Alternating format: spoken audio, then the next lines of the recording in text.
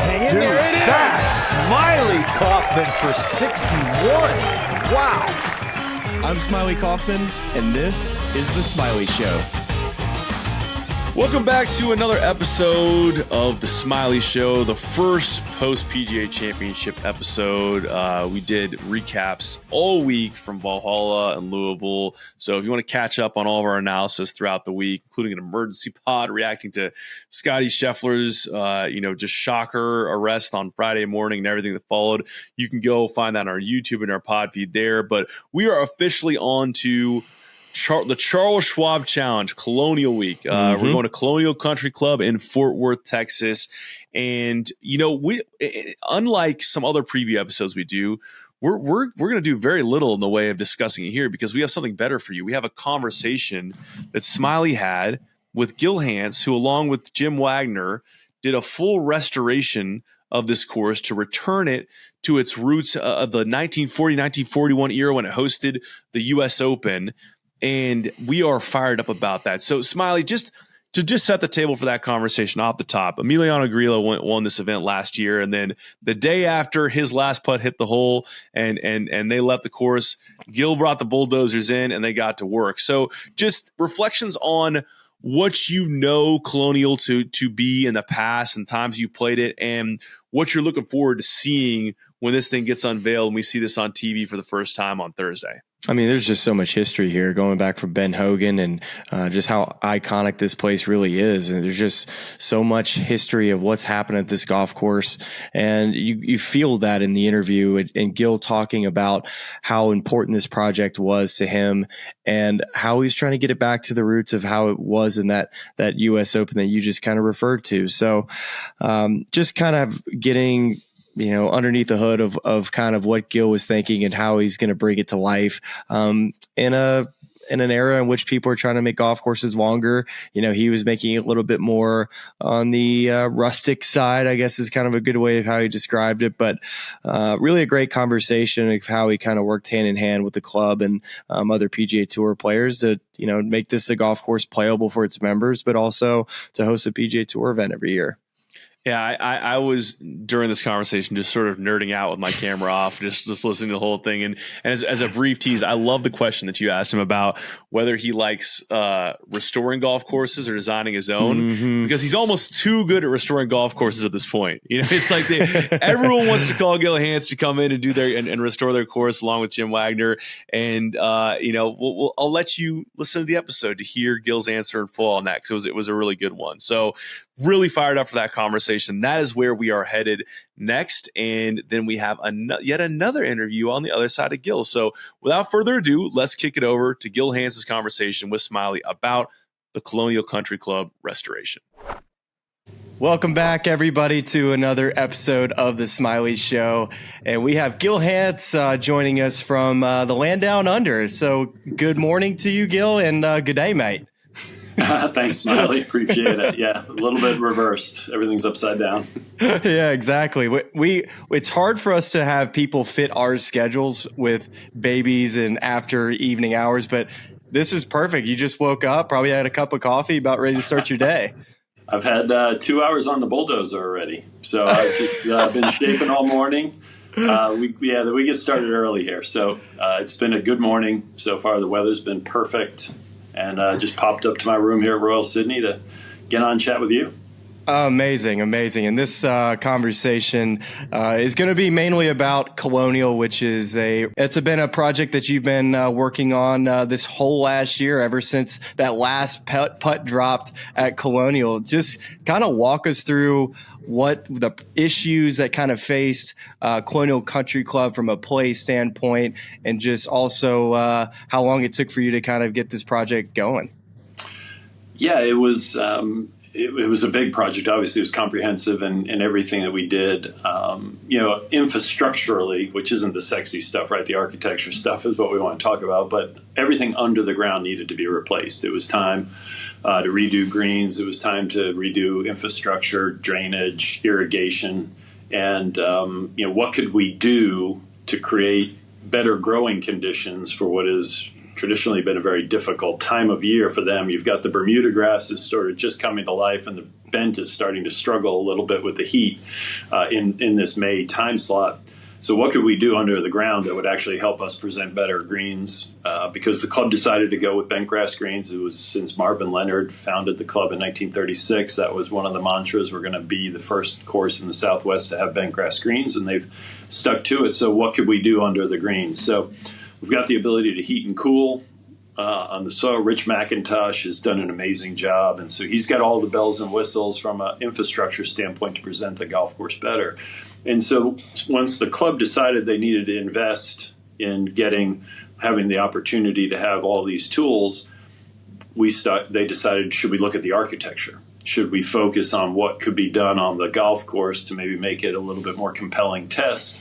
And that's when we were brought in to talk to them about that. And our focus shifted towards that 1941 U.S. Open program. Once we saw that, and we saw what did Colonial look like and how was it presented and all the amazing things that were built. It's honestly, it's a pretty flat piece of ground. And the main part of it that really provided all the assets was the access to the Trinity River and the various tributaries that fed into the Trinity.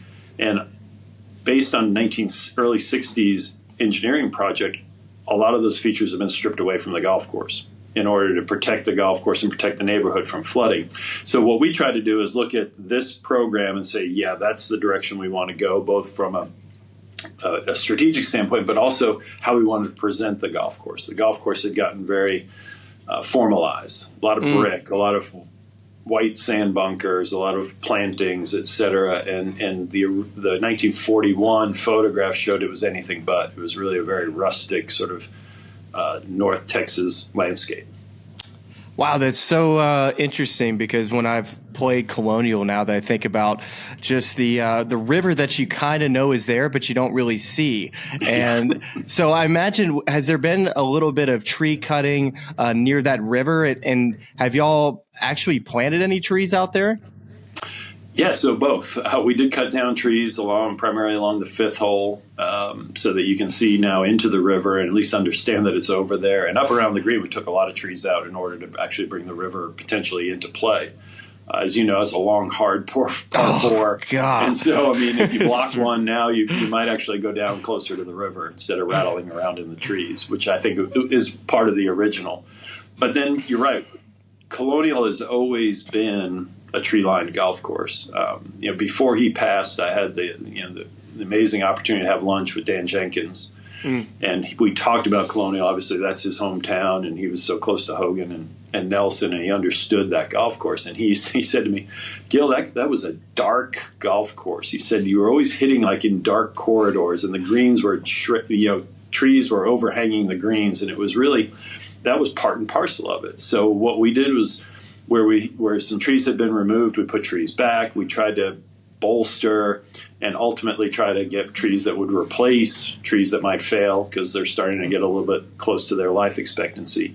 So we have probably a well-deserved reputation for cutting a lot more trees. I was about to ask you that. I think this one we might actually have a net plus on the overall golf course. Oh man, I think there's traditionalists and guys that love playing old school golf courses that are cheering right now that there's been trees added to a restoration project.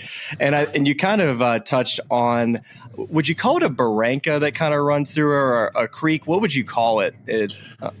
Yeah, we've had all kind of barranca, but then I was corrected by a Texan who said, "Well, that's a Southern California term. That's not. We call them dry washes here." So. All right, dry washes. So there, dry washes is that's a part of Colonial Country Club. It kind of works its way through the golf course, and I think if I recall correctly, the 8th hole is one of the biggest changes that y'all have made to the golf course from just a general layout standpoint. Just kind of tell us exactly what the changes made on the 8th hole and what y'all are trying to improve on.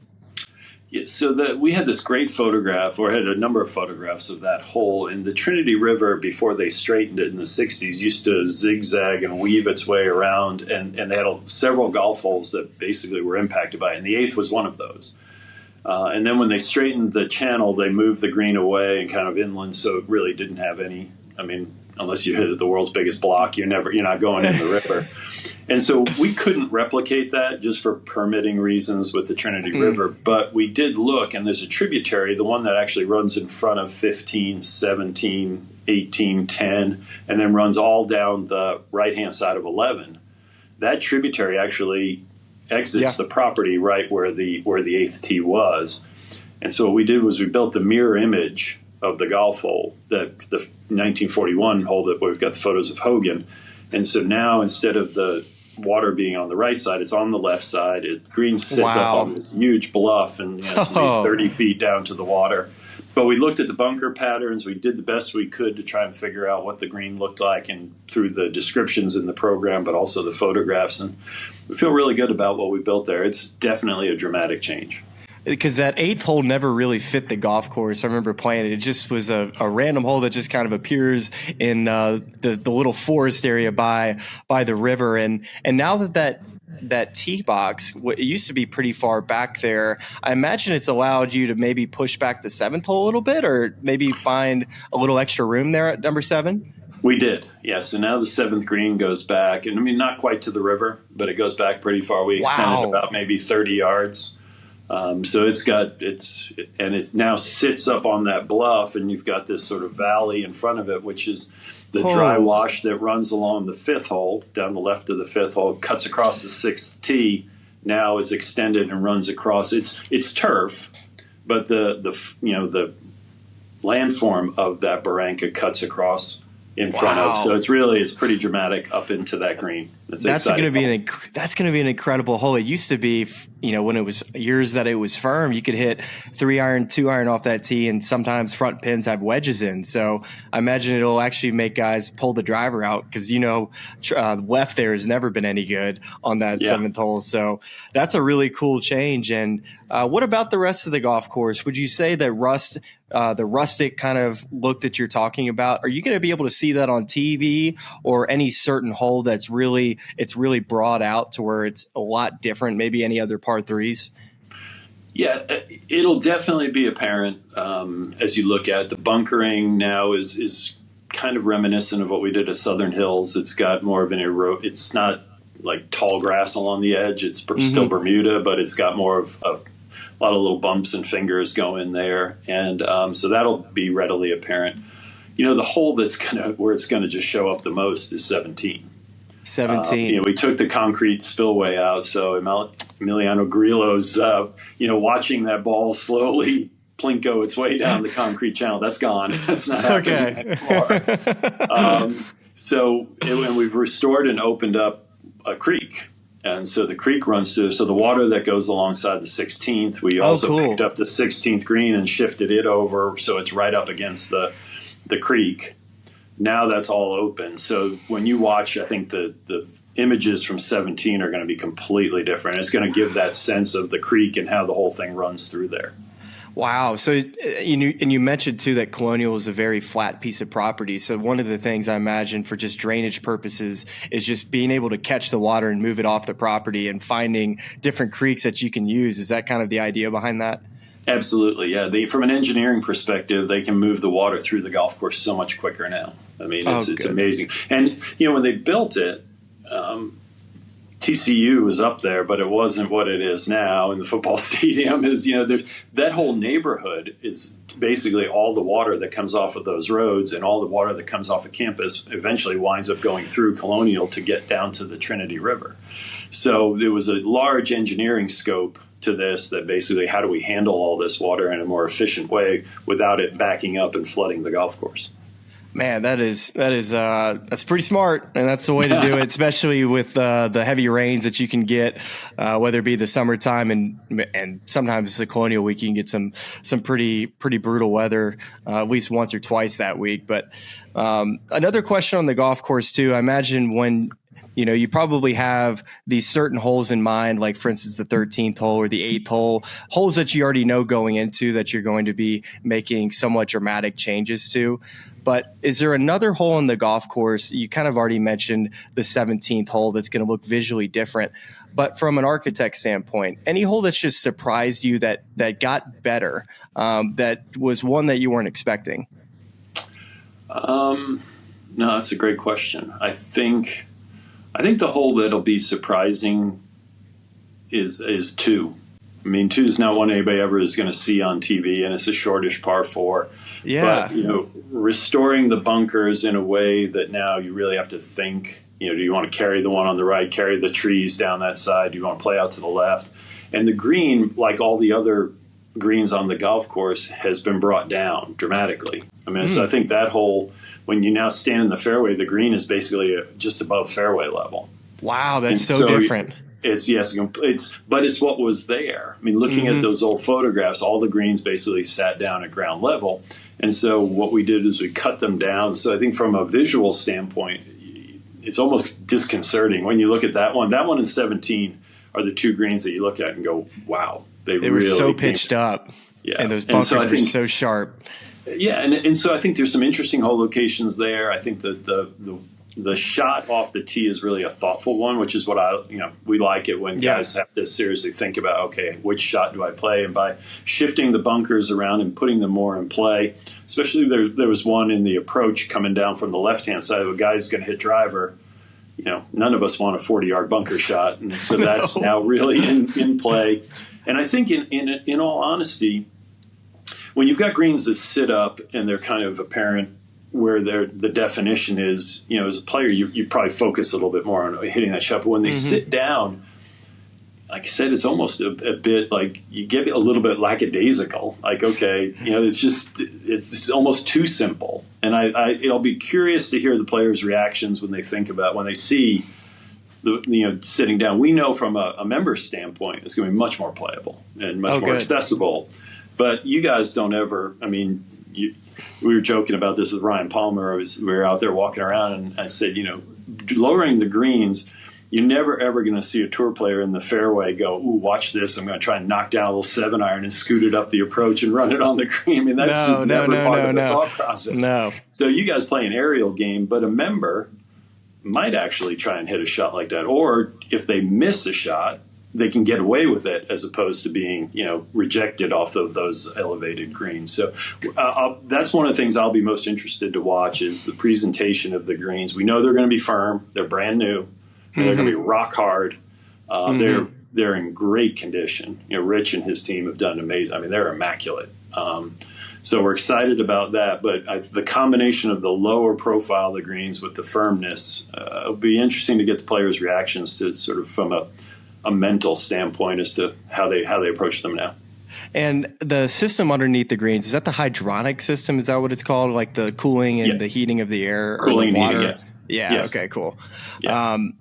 Well, I imagine from an architect standpoint, that's the challenge, right? Because it's only a few golf courses that are rich in history, like Colonial, Quail Hollow, in which you show up and they have a PGA Tour event every single year that they have to test the best players in the world. And Colonial has stood up to the test of time and been very challenging to these players. But still, you got to go in there, and when you restore a golf course, you have to look at not just the PGA Tour players, but the rest of the membership. So I imagine the challenging part in the balance of making it modern but also like playable, right?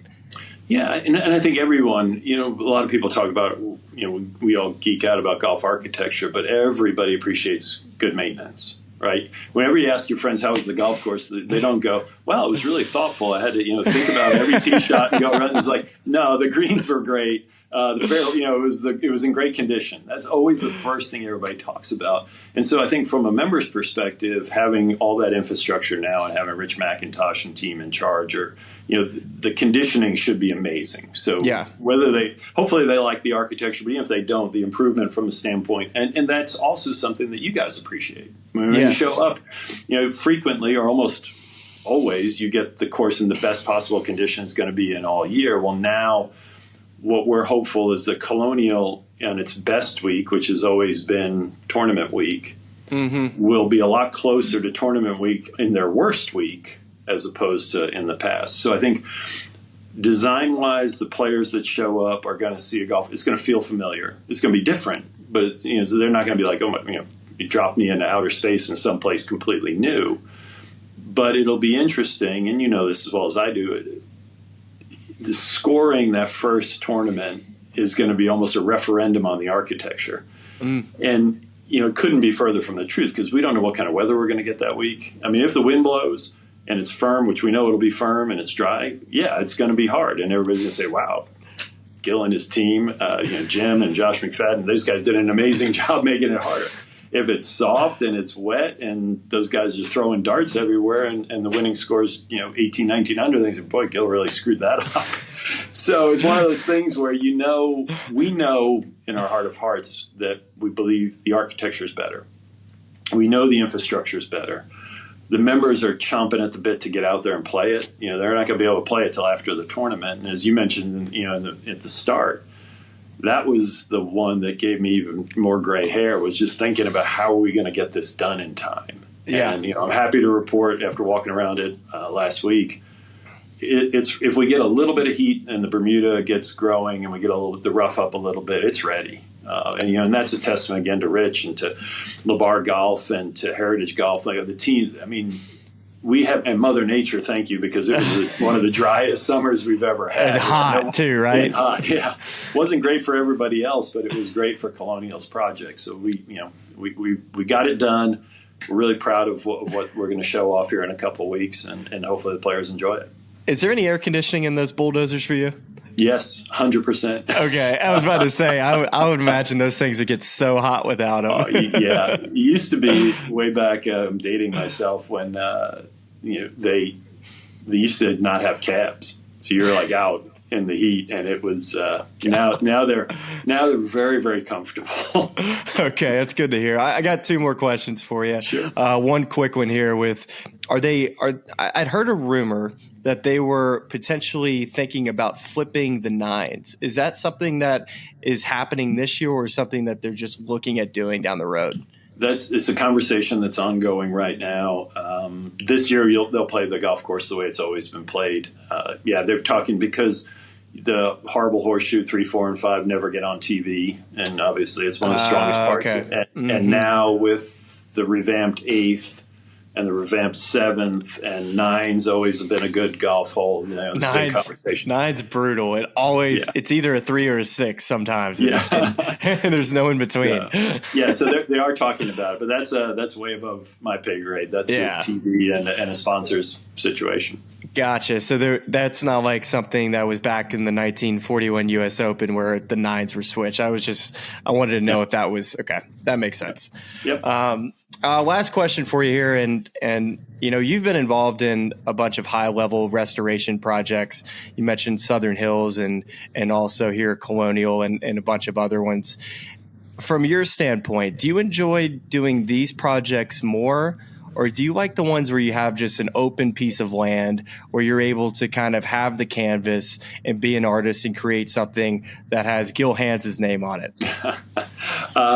Definitely a new course. Because of the creativity, because of the freedom, the flexibility. Now, don't get me wrong. We love doing these projects, and when we sign up for them, we understand that our focus is going to be Perry Maxwell, it's going to be Tillinghast, it's going to be Rayner, it's going to be those guys. And we're 100% comfortable working in that world, and we learn a lot. I think we benefit as architects from that. But, for a number of reasons, the creativity, the opportunities that new golf courses present to themselves. But then from a practical standpoint, when you're building a new golf course, you're dealing with one owner, 2 owners, and they've hired you for a reason, and they're happy to have you there and work with you. When you work with a club, there's 1,000 members. There's probably at least 200 that are not happy you're there for whatever reason, or opposed to the project, et cetera. So you're dealing the restoration projects are a lot more political, which expends a little bit more energy. Whereas with the new projects, creativity, excitement, piece of ground, but also a lot less politics. Yeah, I imagine that makes a whole lot of sense. And well, Gil, this has been a fun little conversation, and thank you for taking a break from your bulldozer. I imagine that maybe a flat white over there is in your future, and back on the bulldozer to finish work this afternoon. And thank you. 100%. Yeah, thanks for taking the time. Coffee. Yeah, they have the best coffee here. As you know, the flat white's right up my alley. Yeah, the flat white is so good. So thank you again. We'd love to do this again sometime. And we always like leaning on a guy like you. You got all the knowledge in the world. So we appreciate you spending a little time with us. Thanks, Smylie. I had a great time. Thank you. See you, buddy. There you have it. Super cool conversation with one of the most prominent, golf course architects, designers in the game of golf right now, Gil Hanse, and super excited to see get that first look at his work this week, alongside Jim Wagner, what they did at Colonial. So adding a little context there, hope you're able to enjoy that on YouTube with the full visuals. And if not, there's some great accompanying, set of photos of a presentation that he put together that really kind of brings it all to life. Now, I'm really excited where we're going next, because when post last year's Charles Schwab Challenge, when I was reading about this restoration, I had a great laugh reading about Ryan Palmer's involvement in this. That essentially they had a sit down with a variety of members of Colonial, and Gil was very kind of gracious to spend his time to sit down and talk to the membership and let them ask him anything. And Ryan just sort of grilled him.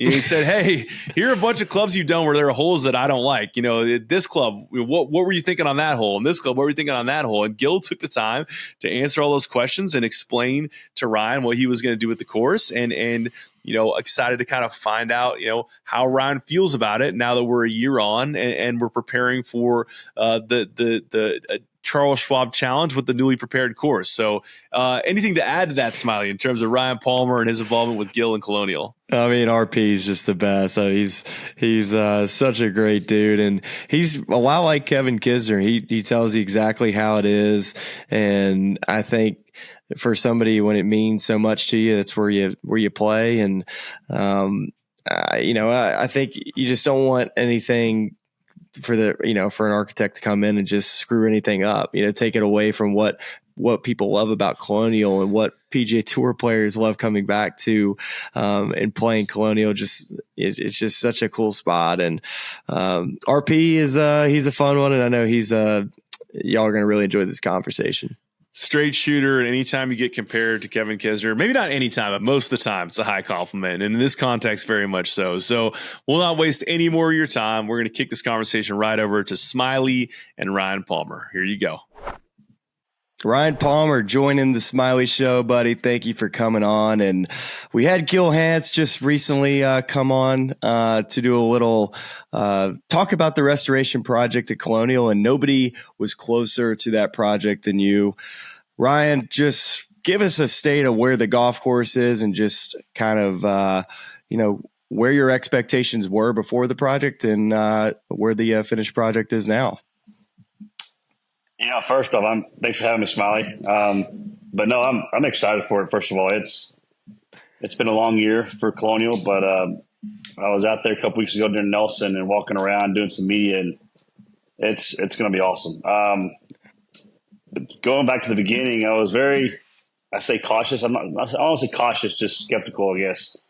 We had a big lunch meeting with Gil Hanse, our GM, our head of our greens, our superintendent, and went through his ideas and what he was thinking, went through his game plan, his whole sketches. And, we were sitting there talking the first time with myself and James Edmondson, who is a member there. Mm-hmm. Mm-hmm. And we started asking right off the bat, James was like, "Are you going to mess this one up at all? What's your plan for this golf course? Because we've had some struggles in holes in the past." And he laughed and he goes, "Yeah, I've probably messed up a few holes and upset some players, but our biggest thing was we don't want this to change because players love it. I mean, every player I've talked to before it happened said, don't change it, don't touch it. But it needed I call it a facelift. Yeah. Yep. But we went through every hole and we talked about the greens mainly. Hey, are you planning on changing greens or what's your plan?" And he said, from the beginning, I'm going to laser the greens and put them pretty much back to what they were, slopes and dimensions. And so that had put a good feeling in our thoughts. And, then we went out there and went through the golf course and talked about a lot of things. And it was really cool to be a part of it. I haven't been part of any kind of golf course design, but yeah, the history of Colonial and being a proud member there, it really, it was an awesome feeling. Very honored to help him out with it. And, it was cool to go out there during the destruction and seeing him on the bulldozer. That showed me a lot. When Gil's out there moving dirt, tells you his love for it and his pride he has. And No, I'm excited about it. I can't wait to play today. I haven't played it yet, but I'm excited for the players to see it. So today is day one that anybody's allowed to play the golf course? They played last Saturday. They had about 50 members in a lottery get to go out and play it. I was supposed to play it, but I couldn't do it. Daddy duty called. But from what I hear, everybody loved it. But no, so yeah, today will be the first, I guess, full day of golf, and we'll see how it reacts. Yeah, and just all right. So you walk the golf course, and for those that are familiar with Colonial, or even those that aren't, just kind of your biggest takeaways of. I know the 8th hole is a big change that Gil kind of talked about, but any other holes too that stick out that you feel like that are going to be awesome. Yeah, 8's unbelievable what he did with 8. Moving all the way to the left against the ravine. It's a beautiful hole. He did a fantastic job there. If there was any bigger changes, I would say he 12 a little bit. He backed up. I think he's playing 470 now. Wow. For those that know Colonial, you can't get to the right bunker. You can't carry the left bunker. Really? They moved the green right and up against kind of the hazard, I guess. Wow. That hole was always kind of blah, just kind of because you could just bomb it over that left bunker. But now that's going to be a much more difficult hole. It was the only hole in the golf course you couldn't see the green, pretty much, or the fairway. So now with the green shifted to the right, you see the green from the tee box, but now you're going to be hitting more of a 7, 8s, and 9 irons in that green as opposed to with lob wedges. Wow. And then 13 was really cool. He lifted it 6 feet and pushed it back a little bit. Okay. The par 3 and put bunkers in front of the green. So his whole idea was to go back to 41 the way it looked. Mm-hmm. And he talked to it's funny, we were walking a couple weeks ago and I asked him, what's the word should I use? Because you didn't renovate it. And he said, it's a historical restoration. Historical restoration. Okay, I like that because he didn't change much. I mean, he just wanted to make it more natural flowing like it used to be. And right. He shallowed some bunkering, more natural flowing. I used to call them cookie cutter bunkers, big white faces. Yeah. Augusta National, let's say, green, and he made it more natural with the, the new flowing barrancas he put in throughout. But as far as like strategy, nothing really changed except for number 8, obviously. One of the biggest things that I kind of threw in my 2 cents, I guess, is we took some bunkers out of play on a lot of holes. Because it's funny when guys talk about Colonial, they try to hit it in the bunker. Because they're so perfect. Perfect. Yes. I mean, it's the easiest bunkers to get out of. So a lot of the holes, we took some bunkering out of play. For instance, number 9, we took the right bunkers out. Yeah. And then the left bunkers we pushed up to about 300, I guess, something like that. So if you're laying back and you hit it left, you're no longer in a bunker. You're in the rough. And you know how hard it is to play out that rough at Colonial. So brutal. Yes. So that's a few of the things we really looked at. Took the bunkers out on 14, pushed it back 20 yards. Wow.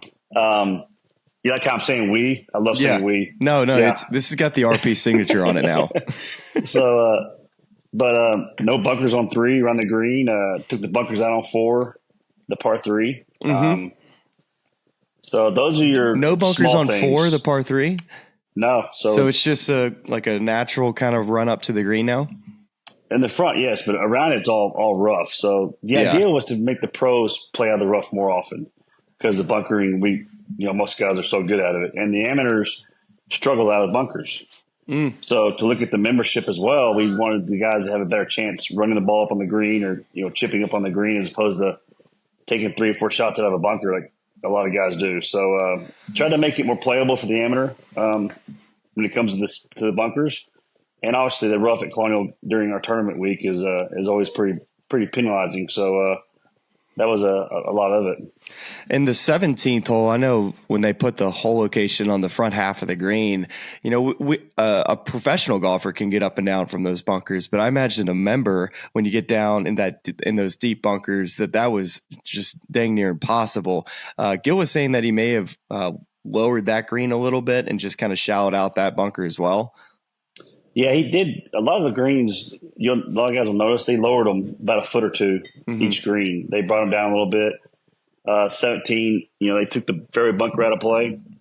So there's no left fairway bunker. And then, correct. And then, he did shallow out a lot of the bunkers. So a lot of guys aren't looking at a big flop top shot of a bunker.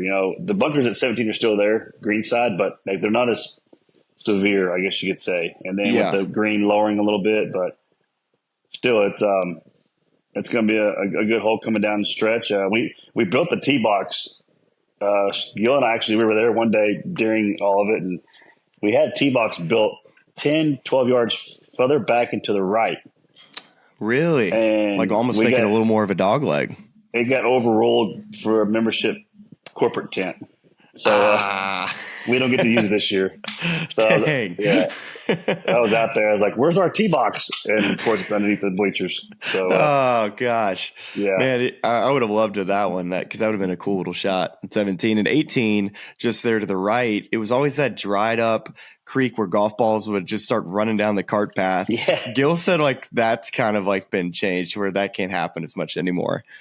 Yeah, he built a more natural flowing, I guess is one of his brancas he put in there. But now it's more of a natural looking creek. I don't think it's really a hazard anymore or penalty area. Yeah, what would you call it before? It was just like a concrete stream, concrete. I don't know. It was, yes, I know what you're talking about because a little 3-4 foot stretch of concrete. Yeah. But, balls would just go, if you hit a tree, it could get going way back on that thing. So they took all the concrete out and now it's just more. It's going to be more penalizing, I think. Guys hitting it right on 18 or even right on 17 because it could come into play very easily because of how wide he made it. But it just looks more natural, which is really cool. I mean, it's going to be a spectacular viewing it from the 16th green, and it just looks so much more, more Texas as opposed to made up concrete stream and all that stuff. So I'm anxious to see it now with everything out there when I get out there today. Yeah, and I think one of the coolest parts of the y'all's renovation, or excuse me, the historical restoration, I should say, was the new technology y'all are putting underneath the greens. The hydronics, is that the correct term? It's basically just a refrigerator or a heater underneath the green in which you can run cool and warm water. Yeah, no, it's pretty cool to watch. They ran all this piping through every green. Watching them lay the coils, I guess you could say, on the surface, and then the idea is, like I said, you run cold and hot water through it, so it tricks the grass. It's supposed to trick the grass to think it's 75 degrees instead of when it's going to be 95 this week. So it's pretty unique. So he did it at Southern Hills in Tulsa. And there's a cool picture in their locker room. The whole golf course is covered in snow, but every green is you can see every green. Because they got the heaters on. Yeah. So, and then we did it out here at Vaquero Golf Club where I practice that a lot. So it's become the new norm, if you're gonna technology. If you're gonna have bend in Texas on these warm summers, you gotta do that, right? Oh, it's unbelievable what it's doing. What Vaquero has done, their greens, but what Colonial's going to see in the summertime, because usually we're playing in the summer, exploding divots, spongy, slow. Now with this system, you can keep it, like I said, no more fans on the grass blowing around. And like I said, it tricks the grass to think it's cooler. So I'm excited to see a year of growth. I mean, it's going to take a little while to get it all grown in. But no, I think Colonial, the membership, is in for it's going to be one of the best in the state by far. And for the 50 or so from the membership that played in the lottery, you said they all enjoyed it, but were they saying that the greens were super firm, I imagine? Yeah, I talked to the GM a little bit, and I really didn't hear much on the firmness, but somebody said they were out there, and I intend them to be pretty firm. I mean, that's usually what happens when you get new greens because they haven't had time to grow through and everything. So I'm sure they'll keep them pretty moist just to make sure, but I mean, I think they'll keep them a little firm as possible. It's going to be it's going to be tough. You're not going to see 21 under par this week. I can promise you that. No, you aren't. Last year was 8 under par from Emiliano Grillo. So we might be looking at a 4 under champion here at Colonial this week. That's what I love about it. It stands up every year to the test of time, to these guys, how good they are. Of course, the way golf is today, these guys could play blindfolded and shoot 15 under par. It seems like as good as they are. Exactly. That's why I'm on the mic, Ryan. Yeah. I'm ready. About 2 years away, I'm going to go join the old guys. There you go. Well, these guys are in for a treat, I think. And It'll be tough. I think the rough. I heard the rough is up again, and I'm just anxious to see some of what guys think. I guess if I had to be nervous about one thing, it'd be 13 green. I'm curious what guys will think because of how he redid that one. Mm-hmm. And the number 7, we backed up a little bit, so guys are going to be hitting driver more, and I like it's a longer hole. Yeah, it's a good hole. Is your biggest concern on 13 just that the water's not as much in play because there's bunker short? Is that kind of the worry, and that it might be too firm? Well, funny fact here is last year there were only 6 balls in the water. Oh, wow. On the weekend. They went and did all the stats, and they realized the water never really came into play as much. So the only thing that concerns me on 13 is this design of the green. There's a big mound in the back that slopes left and right. Mm. So my only concern is if it's too big, too severe. The green still flows kind of the way it did before, kind of back to front, sloping. I guess you're looking at it right to the left. right side, yeah. Yeah, so – but you got 2 great pins on left and right. You can use that back slope. So that's my only – I'm curious to see how that one plays as far as the way that slope is designed. So, but the hole looks great. I mean, with the bunkering around it, it looks better than it did. So he described kind of the look was like rustic. Do you get a sense of that when you kind of look at the property? Or does it feel like what it used to you? I think so. Like I said, we don't have the cookie cutter bunkering, the white sand. So he brought in a darker sand. Oh, that's going to look way different. So kind of like Southern Hills was where the bunkers were kind of the grass flowing into the bunker. Mm-hmm. So it's going to be more. It looks more natural, and rustic is a good word to use it.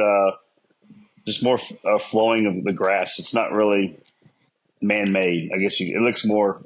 I mean, rustic is a great word. There's no doubt about it. So.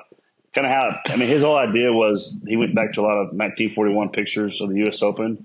Yeah. And that was kind of what his vision was with it. And, it's going to take time to get that visual, I think, to let it all kind of grow in. But so far, it's turned out really well.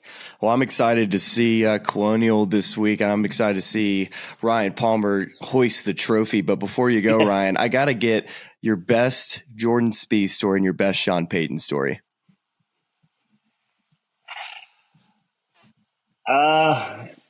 My best Jordan Spieth story. I mean, I feel like the one that comes to mind for me. Okay. It was at the Zurich. Was it one of you that waded up in the water or something like that? Oh, Jordan did 100%. Yeah. Was it Jordan? The year before he finished third and we're on 18, and we were either on the cut line or one. I think you're on the cut line. Yeah. He. Of course, I put him in the wrong spot, but he chose to lay up and. He laid up in the water. They're going to be bogey or double. And don't miss the cut. Yeah, but I will say that the stands are no longer there. That saved him when he won Colonial a few years back. I got finished third, but he hit it left in the rough on 17 and hits this ball that would have been on 14 fairway. Mm-hmm. It was so hot. And it hits the stands, stops, gets his drop, and guess what Jordan does? What does Jordan do? Makes it. Chips in. How good was that chip? That's it. Oh, it was unbelievable. Yeah, it was one of those deals. That's why you see me watching him and just kind of laughing like shocker, And so my favorite Sean Payton story, real quick. He caddied for me at Greenbrier one year. Oh yeah. This was right before they went to the Greenbrier for the Saints training facility, and 2 things he did that week was so funny. He got a yardage book for every day. He wanted a yardage book because he used a Sharpie to mark the pins and everything. So he had 4 yardage books. For one golf course. It was the funniest thing ever, but the best thing was I'm on the putting green going through a putting drill. And I'm doing my drill, but of course, you know me, I'm chatting here, chatting there, and he comes over and goes, "Damn it, look, can we do this drill and get out of here? Quit talking to everybody. Let's go to work." And they were going. Ball coach coming in. Ball coach came out. They were going to the range for the first round. He goes, "All right, look, let's get on the range. Can we not talk to everybody on the range today? Just go practice, warm up, and get out. I mean, let's go to work."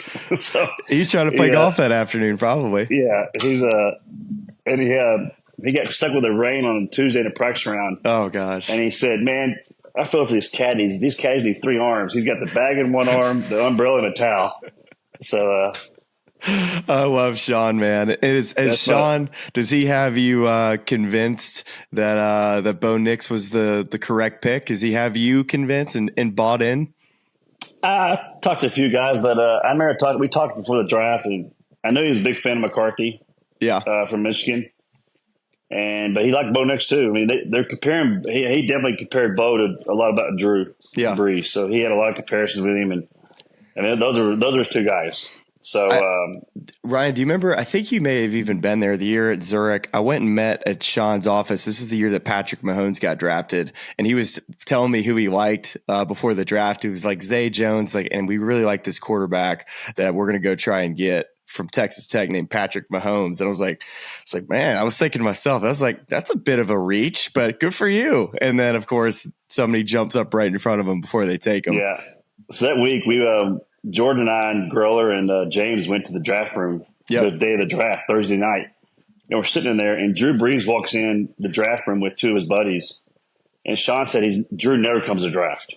And so Sean comes over to us and goes, "Hey guys, watch this. I'm about to go tell Drew we're drafting Patrick Mahomes." And so he walks over. Of course, he's talking to him, telling him, and then he loved Patrick Mahomes. He wanted him bad. Really? And then, of course, the trade happened, and they don't get him, and they end up having one of their best drafts in a long time in New Orleans. So, it was he definitely wanted Mahomes. That's for sure. That'd be like walking up and telling Aaron Rodgers, "Hey, we're about to draft Jordan Love." I imagine, but probably Drew Brees can handle that a little better than Aaron would. I imagine. Well, Ryan, this was great, man. Have a great week out there at Colonial. Look forward to watching on TV. I know you're super proud of Colonial, just the history there, and really looking forward to another great championship, the Charles Schwab Challenge. I'm excited for the players, the tour, the world to see Colonial again. And Smylie, can I do your par 3 entertainment one week next year? Okay? Yes, please. Absolutely. RP is going to be joining. I'm in. RP is going to join the happy hour. You heard it right here first. Bring the old guy in. Yes. And I was just thinking in my head, I was like, I have a hole in one at Colonial. I made a hole in one at 16. There you go. Yeah, I actually kind of scrapped one out to the right, hit the side of the bunker, then it funneled down to that left pin in a practice round. But it's fine. We count it. There you go. That's right. Doesn't matter. All right, RP, go get him this week. Thank you, buddy. Guys, thanks a lot. Thanks, Smylie. See you. All right, there you have it. That was Ryan Palmer on Gil Hanse's Colonial Restoration and a variety of other things as well. But it was great to have Ryan on, given his involvement in that process. And, as we've noted before, excited to see how it all turns out and what sort of hand Ryan had in that process. But now we are flipping over to a portion of the show that I guess we used to really look forward to, maybe feel a lot of pressure around the one-and-done picks. But the update of the one-and-done picks is that there is no update because we both missed the cut last week with John Rahm and Ludwig Oberg. And in fact, the person on the show who did the best was a guest, Fat Perez, who took Sahith Theegala. So we're really hoping you tailed Perez's picks and neither of ours, because we would have earned you exactly $0. Our apologies. We're now 6 for our last 13th, but I'm feeling a big bounce back week coming here. At the Charles Schwab Colonial. I'm really feeling excited. There's some guys I like on this board, and so I'm just going to kick it over. It is your first pick this week. So how are you feeling? What kind of names you have in the mix this week, and who you going with? Oh gosh, I have too many, really too many. Can I just list off the names I'm thinking? Yes, because we're getting full prognosticator mode. If you name them, we can claim them. I can't decide if I just want to go ahead and just take Tony Finau. Okay. I think he seems like to me is like a top 15 lock. I just think he's hitting it too well with his irons. He hits it high up in the air, which is why with the firmer greens, I'm kind of leaning towards Tony Finau. I'm also really considering taking like some sleepers. I think Lee Hodges is a guy that had a really good week last week. Tom Hoagie's a really good iron player, but I'm a little worried about just playing at home and him just having too much pressure on himself. I don't know, but that'd be a great story. Yeah. Justin Rose is another one who just played well last week at the PGA Championship. So I'm thinking you know what, maybe if he has the ball striking there. He can putt his way to a win. He's won at Fort Worth before. And that's why I'm thinking I'm probably going to take Justin Rose. I'm not in love with it, but I think I'm going to save Tony Finau for like a Rocket Mortgage. It just seems like to me that's a no-brainer week for him. So I'm going to take Mr. Justin Rose. I love that pick so much because I was between two guys, and Justin Rose is the first guy that came to mind because, as you noted, he won this event in 2018. If you're looking at some kind of key metrics and stats that inform decisions here, he's one of the guys' names keeps popping up. It feels like he's coming off a T6 performance in the PGA Championship. Was sitting at great, had a he shot 64 on Saturday and then followed it up with the 69 on Sunday, and so he's playing great right now. But then I said to myself, Charlie, that's not who you are, man. Like you gotta.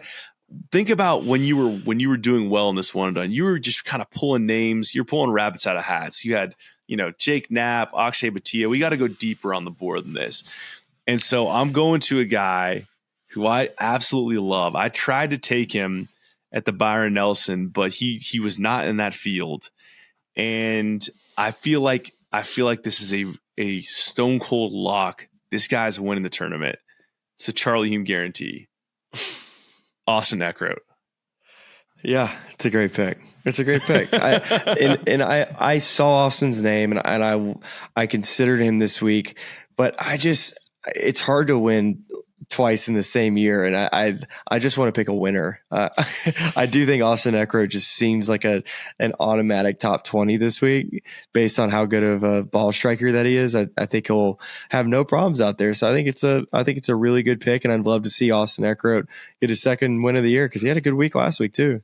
He was T18, the PGA, 67, 67, 69, 70. Yeah, I mean, in all seriousness, I mean, obviously it's going to be hard to win twice on the PGA Tour, especially as a guy who's not necessarily a household name yet. But every time I watch Austin play, I love so many parts of his game. And he just feels like one of these guys that, is could be a stalwart in that top 50, even that top 30 East Lake crew going forward, given more time and experience. And so it's probably one of those guys that I'm a little bit too in love with when I look every week to fill out a DFS lineup or make a one and done pick, but so be it. That's just how these things work. So I'm riding with Austin Eckroat this week. Amazing. You're riding with Justin Rose. I love both of them. We'll put both those in DFS lineups, of course. There are not prices yet at the time of recording, but we are going to ride with those two guys. So there you have it. I feel good about those. The only other guy, too, if you're going to take a favorite, Colin Morikawa just seems like. Don't you feel like this is a great golf course for him? If my memory serves me correct, it was the first event coming back from COVID, and they played at Colonial, and Daniel Berger beat Colin Morikawa in a playoff. So I'm pretty sure that's correct. I know Daniel Berger was the winner, and Daniel Berger is actually playing this week. So he's another player that I'm not sure exactly where he's going to be priced out, but probably some great value on a player that's gone around this place and done really well. But dude, does Colin it just seems like he's going to have a really good week, right? Am I just dumb not taking him? It's a tough one because I just never know how to play that. If it's coming off of, and shoot, I played it wrong last week. For me, I everything about if Xander was, just a blind resume guy and you're looking at all of his stats coming off of the Wells Fargo, and even though he didn't win, he's just been a top 10 machine and he hasn't missed a cut in forever. You're like, yeah, that guy going to a course where it's similar to Quail Hollow, he should win this event. But I just had this hesitation of is it going to be an emotional letdown, or, is it going to be, you lose there and you expended a bunch of you expended a bunch of energy rather trying to win a golf tournament. And you didn't get it done. And is it going to kind of mess with your focus coming into the next week? Well, it clearly did. You went out and won the golf tournament. So I wonder if Colin, maybe there's a little bit more, energy expended at a major championship for him to kind of come up short the way he did in that final round. Does that hurt him this week, or does that make him more motivated? And he's like, screw it, I'm going to go out and win the next one and show people that I belong, amongst the favorites of the U.S. Open and beyond. It could go either way. I want to pose this question to you of these four guys. So Tony Finau, Jordan Spieth, Colin Morikawa, and Max Homa. Rank them 1, 2, 3, 4. If you had to, heading into this week. So we have Finau, Morikawa, Spieth, Homa. Did I get all four? Yep. Mm-hmm. So and we're talking Colonial, correct? Yep. Colonial. I would go. Oh man, this is tough. I think I'd go Finau, Morikawa, Homa, Spieth. Okay. I tend to disagree. The only thing that's holding me back about Jordan this week at Colonial, and maybe having him a little lower down, is he used to putt these greens as good as any greens out on the tour. And now that they're going to be ripped up, probably going to be breaking way differently than he's accustomed to. I think that to me is like a half shot to a shot different to where he was able to kind of just get that putter out, and he just always putted these greens well. So I think there's going to be a little learning curve on that. And maybe his iron game shows up this week, and shoot, if that shows up with the way he's been driving the ball, he needs to be at the top of that 1, 2, 3, 4. But I'm probably a little hesitant like you, and believe a little bit more in how good of an iron player that Tony Finau is right now, and Max Homa, and then just take the form of Colin Morikawa. So I'm not too far off of what you just proposed there. Yeah, I mean, and that's no disrespect. I mean, that's a list of 4 elite players. It's kind of. I mean, to go on a tangent a little bit, I've got a feeling about Jordan at Troon. Do you? A feeling about Jordan at Troon? Okay. I don't know. I just keep. I'm thinking about who I want to plug in there, and I'm thinking about like a Jordan Spieth renaissance, and like I feel like Jordan and Troon. I don't know why they're going together in my head, but as you know, I'm a big vibes guy. I'm a big gut guy. I listen to my gut when it tells me take Jake Knapp at the Mexico Open, and so that's what I'm kind of feeling right now. So that's down the road. That's where I like Jordan. So that's why I'm maybe saving him for a little bit. But yeah, I mean, I think any of those guys you listed would be a great if you're trying to go with like if you have the flexibility to just take a front runner in your one and done, you still feel like you're covered for the rest of your one and done season. Use one of those guys there if you don't feel like you're burning someone you're saving for somewhere else. And to be quite honest, that's what I probably should do too. But it's more fun picking Austin Eckroat than just being like, I picked Austin Eckroat when he wins. So that's why I'm riding that direction. Or Justin Rose. It's a good one too. So you have it. Those are the Colonial one and done picks. And that is the conclusion of this episode. Hope you enjoyed hearing from Gil Hanse, Ryan Palmer. And yeah, we'll be back here on Sunday or Monday, depending on the timing of my golf trip to Sandhills, to recap all the action from Fort Worth. We're looking forward to seeing you then. Thanks for watching and listening, and we will talk to you then. I listen to this podcast. It's really cool. And all of our lovely fans and subscribers, but make sure you like and subscribe. It's cool to see what you guys are doing. I know golf fans appreciate it, but we do too, so please keep it up. For all the good people of YouTube, like and subscribe. You guys have some good takes, so I'm happy to come on and shoot the